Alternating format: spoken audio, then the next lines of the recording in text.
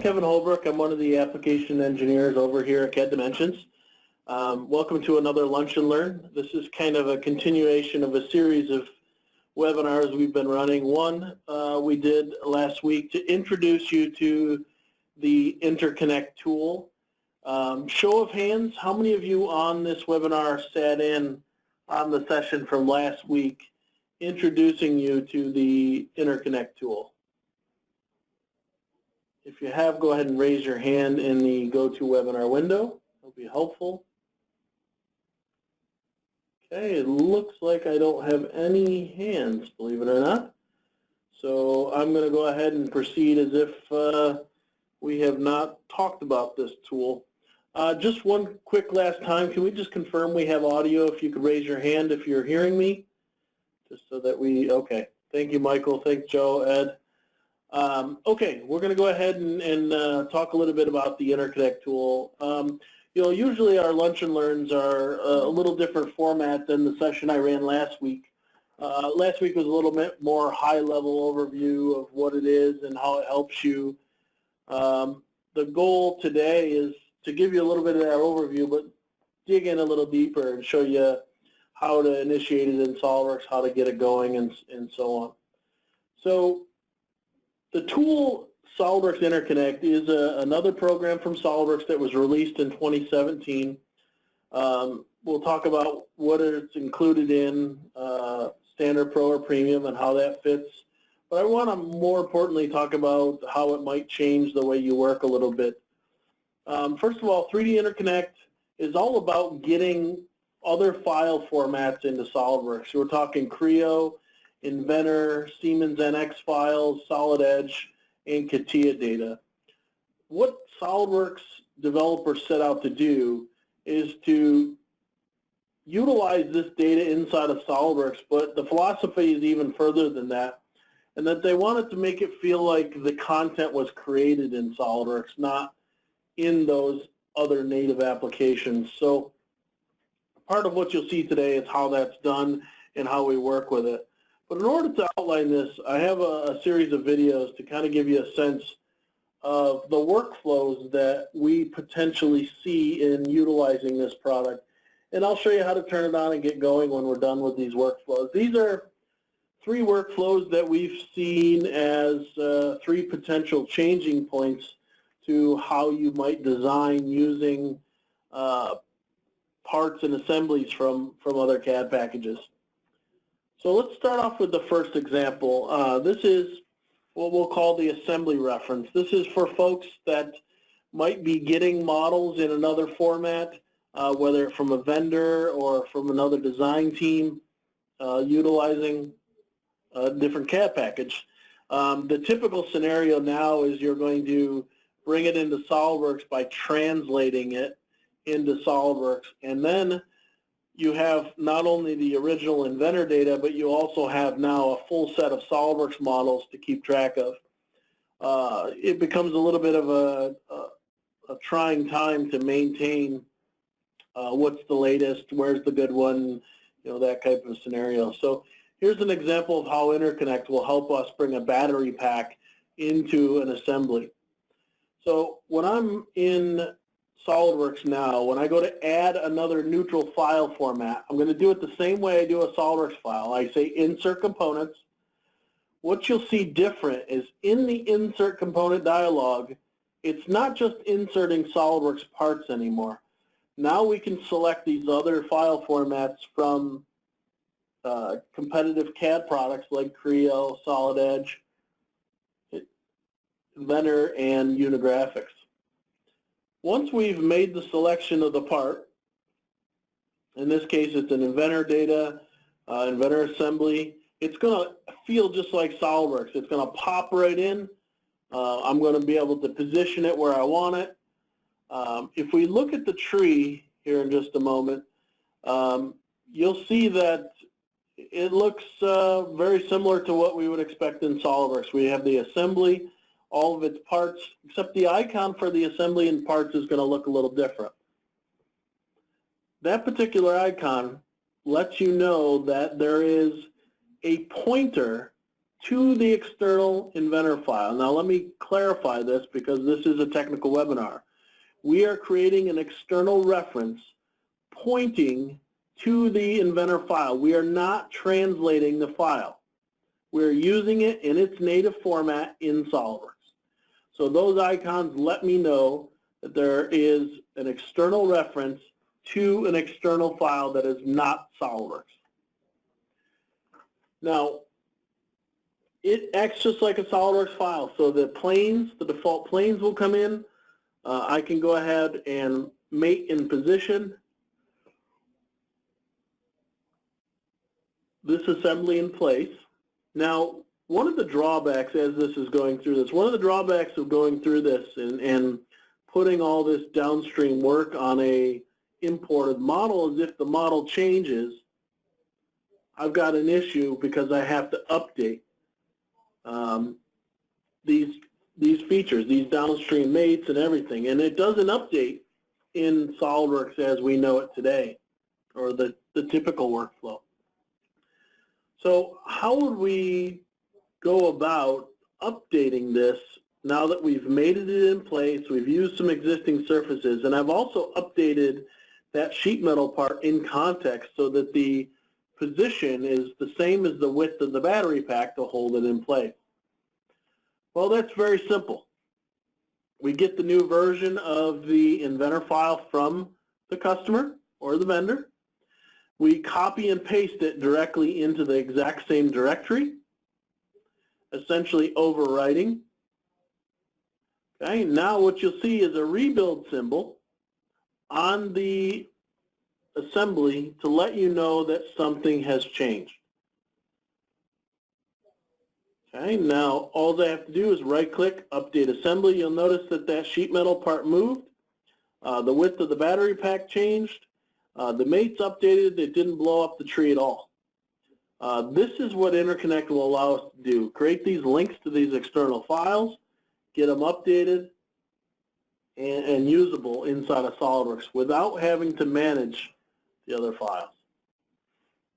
So there's one example. Another example we'll call derives part.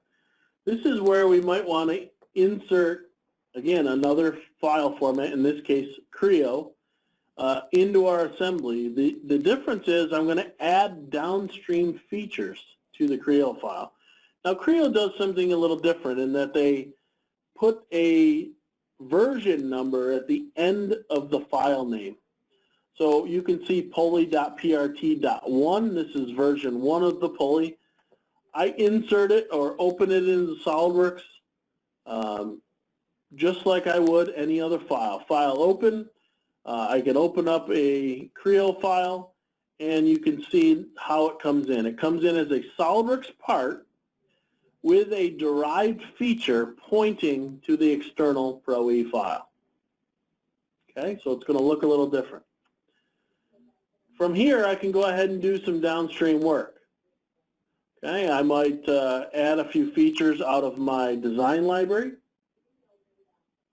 Now again, just talking our way back through the current issue, if you're not using Interconnect, is that once I've done this downstream work, if the file changes in any way, these features do not update.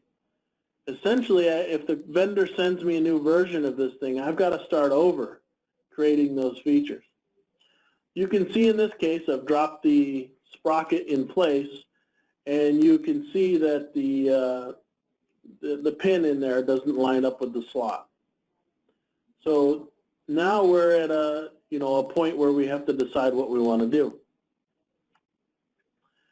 So updating, again, with CRIO file, same way. What I can do is paste the other CRIO file directly in the same folder. You'll notice it said .2, which is the version number. The rebuild symbol shows up at the model icon inside the part. I can go ahead and update it, and you can see immediately that the SOLIDWORks model in the assembly also updates real time. So what you would expect in SOLIDWORks today is that if you were to do that, all of the downstream features would go away. You would start over.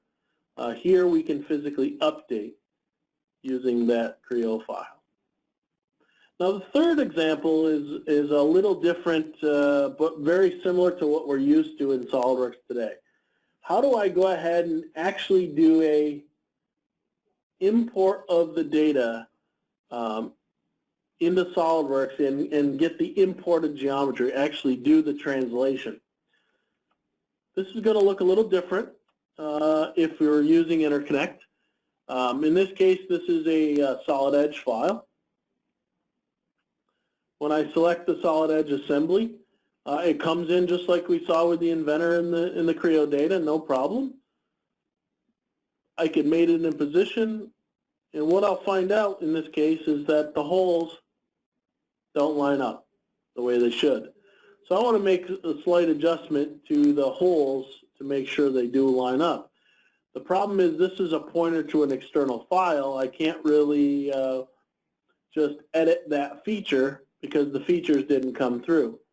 So one of my options is to break the link to the external file. This is very much like we deal with external references now, and it will also tell you that you can't repair the link. But in this particular case, it's useful because I'm going to make some modifications to the geometry. I'm not expecting the vendor to send me an updated model, so I'm just going to make my own adjustments. Now I broke the link to the assembly, but it's an individual part that I need to update, and you can see that the parts are still linked.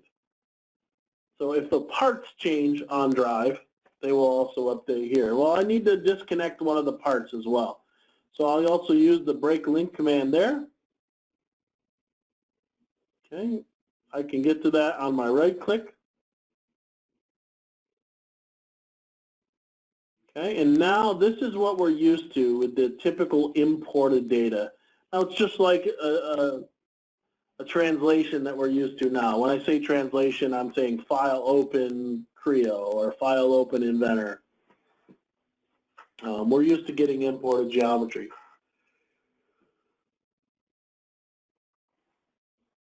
So to modify this is just like we're used to today. I can go ahead and use FeatureWorks, add a feature back in there just by right-clicking on it, edit feature, it builds the history, and now I can use the sketches it created to reposition the hole where I need it. Okay, so very simple sets of workflows here. Let's talk a little bit more about the technology as this thing is running. Let's call this, before Interconnect and after Interconnect, and kind of reference a time period. Before Interconnect, we had a bunch of translators, right? We have the ability to open up all these file formats. After Interconnect, SOLIDWORks redid all the translation tools. In other words, the way that SOLIDWORks reads all this data is different if we're using Interconnect. The quality is much better. Something that may not have imported previously in SOLIDWORks may import even better in the SOLIDWORks Interconnect tool. So be aware that these translators, I use that term loosely because in some cases it's not translating, it's pointing, but it's getting the geometry from the original file. It's better in Interconnect than what we had in the past. So let's talk about the version support for this, because we were, again, before Interconnect, a little bit limited in our support for opening up old versions of this data. And you can see that it goes back under each of these file formats to very old versions. And I dug to find out how old, just so that we had a frame of reference. Pro-E 16 was released in '97, which is crazy because SOLIDWORks was released shortly before that. We can open up Pro-E files literally from the existence all the way to current. So we support multiple versions of each file format, more than we did prior to Interconnect. So not only is the quality better, but our support for it is better. So let's just take a closer look at the product here. I'm going to just jump into SOLIDWORks here. I want make you aware of how we turn this stuff on and get using it. So first of all, it is a little bit tricky to be able to utilize it. Now you have to be on SP2 or later of SOLIDWORKS, but if I go to my tools options and I go under import, this is where we set our import options of how we want SOLIDWORKS to import data. Under the file format pull down, you'll see a lumped group of file formats, which happen to be the 5 that we're talking about today. When I select those, down below, it will tell me that I can enable 3D Interconnect. Okay, it also tells me the versions of each that is supported. Now I want to make note here at the bottom. It says a little note, appropriate license is required for CATIA v5. Interconnect is included in SOLIDWORKS standard. So everyone online that's a SOLIDWORKS user can turn on Interconnect. The only part of the Interconnect license that requires you to be at a higher level is the CATIA v5 import. That would require you to be at premium. Essentially, the CATIA translator that existed went away, and it was part of premium, and so they decided to make this part of premium as well. Now, once Interconnect is on, now I can go ahead and deal with these files a little differently. If I'm in a new assembly, let me just show you this here, and I wanted to insert a part, okay, you can see that the option to import these other file formats are very simple. Just like you saw in the video, I can pick my Solid Edge file, go in and get the data that I desire. In this case, the Solid Edge information. So this is the part or assembly if I want it. Here's the assembly. And it will open up and allow me to pop it right in. It does take another half second or so to resolve it, but it's very similar to the experience to what we have in SOLIDWORKS today. So this is a assembly from Solid Edge directly into SOLIDWORKS. Now the first indication I want to show you here is if I go to my file, find references, which is where we go in SOLIDWORKS to look to see what the assembly is pointing to. You can see that the icons are also the same externally, pointing to those files, and it's pointing to the original part file and assembly file from Solid Edge. Now let's go a little further with this. I'm just going to open up Windows Explorer, go to my desktop, open up that same folder structure. And one thing you'll notice in that, this is the same folder I opened up the Solid Edge assembly from. There's no SOLIDWORKS files in here. The reason is before, when we used to do translation, it would physically have to create the SOLIDWORKS file in the background. Now, because we're pointing to the original models, okay, all the files are intact. There's not another set of files to manage. Now, the update is very simple. If I go to the new version of the Solid Edge data, and I just paste it in here. Let's get this pasted in. Okay, and I overwrite the existing.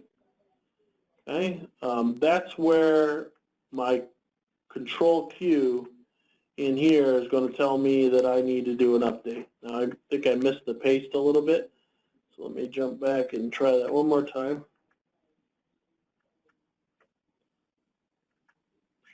So copy and replace, essentially replacing the original models. And when I go back and do my Control Q, you can see the rebuild symbol on the existing model.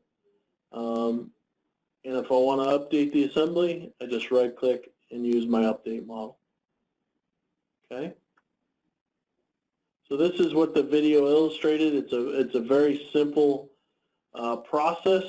I think what we all need to just be aware of is just the the ability to update, the linking to the external file. Now we've got to manage that external file.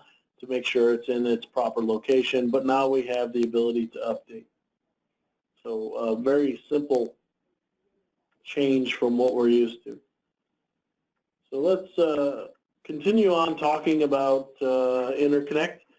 How do you get Interconnect? I mentioned that you have to be at SP2. If you're on SP1 or 0, you will still be able to turn it on, but it will be listed as a beta release. So it's still usable. It still works, all the functionality that we talked about today. But it's more refined and complete in SP2. So I would suggest getting to SP2 or later to get things where you need it. Some frequently asked questions about what Interconnect supports. It will bring in solid surfaces and references. So reference geometry like planes is supported. It does not support mates. If I jump you back to the assembly, you'll notice that there are no mates in the folder. Everything is fixed in place.